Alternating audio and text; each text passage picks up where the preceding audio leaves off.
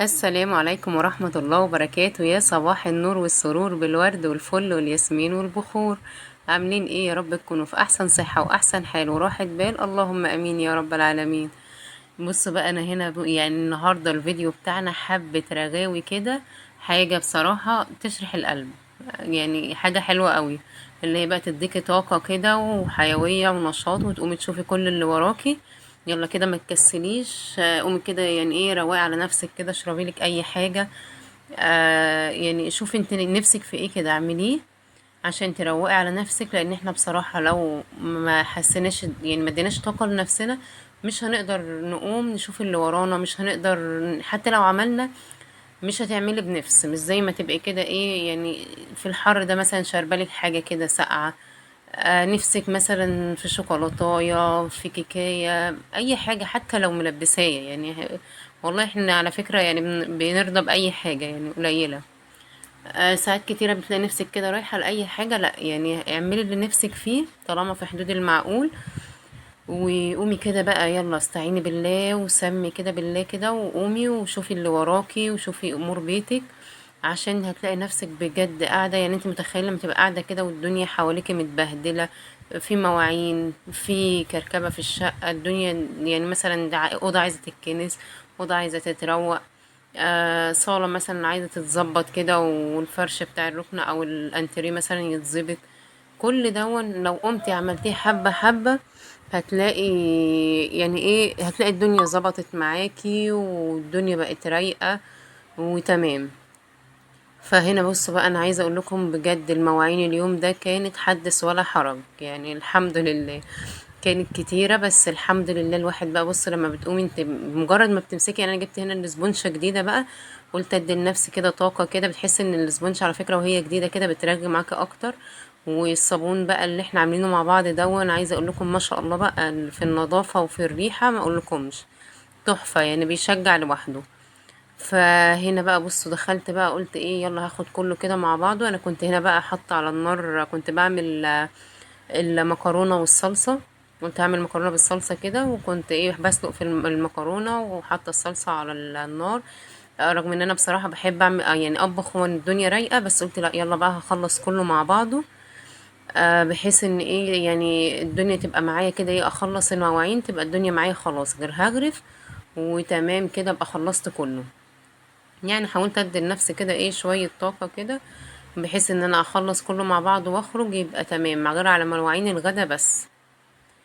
ويلا كده نصلي على الرسول. اللهم صل وسلم وبارك على سيدنا ونبينا وحبيبنا محمد صلى الله عليه وسلم، عليه افضل الصلاة والسلام.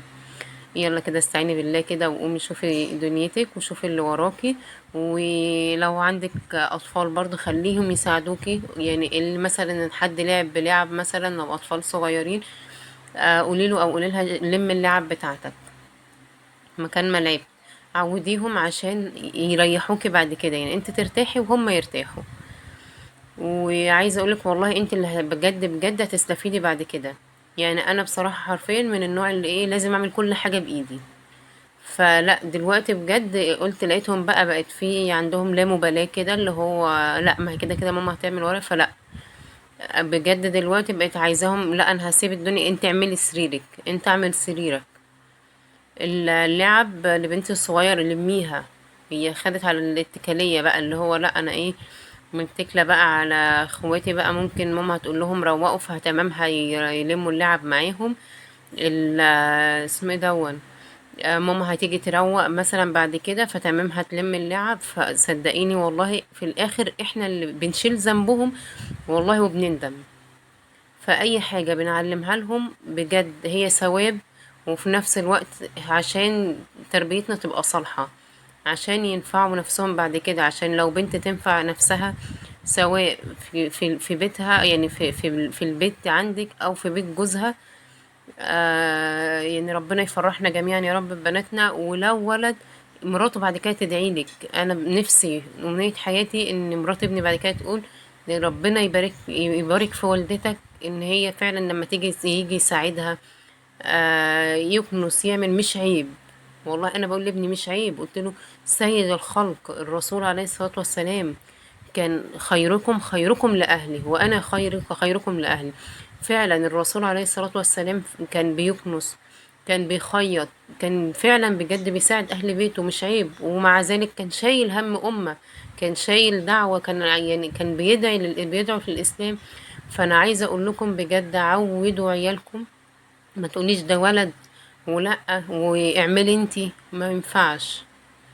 احنا عايزين بجد بعد كده يعني تبقى تربيتنا صالحة. عايزين ان شاء الله ان شاء الله نفرح بعيالنا بعد كده، سواء في مراكز كبيرة سواء في بيوت. فيا رب يسعدنا جميعا ويرزق كل مشتاق يا رب بالذرية الصالحة، اللهم امين يا رب العالمين. ويشوفوا اللي احنا شايفينه. يعني الحمد لله هي التربية مش سهلة، بس ربنا يرزق يا رب كل مشتاق. لان فعلا بجد هي الطفل فعلا نعمة كبيرة من عند ربنا. فالحمد لله على كل حال. فعودوا عيالكم بجد عشان يعني ينفعوا نفسهم وينفعونا.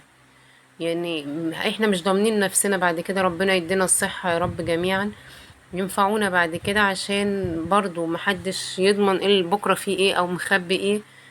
لا قدر الله حصل لنا حاجة تعبنا بتاع، نلاقي برضو اللي يشيل الدنيا ورا مننا يشيلنا بعد كده. انا هنا بقى بص كنت خلاص خلصت كده بقى وخدت دش، وبصوا كده بقى عملت اللي هي الاكل كده زي ما انتوا شايفين.